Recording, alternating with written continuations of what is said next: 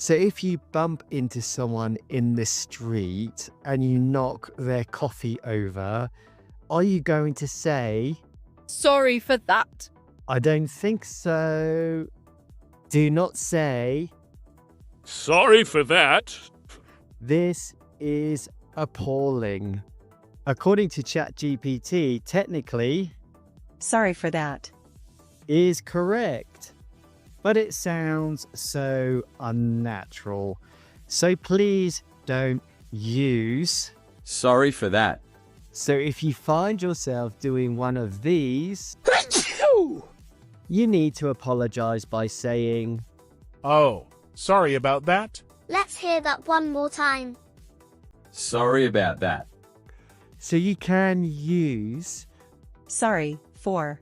when apologizing for an action you did.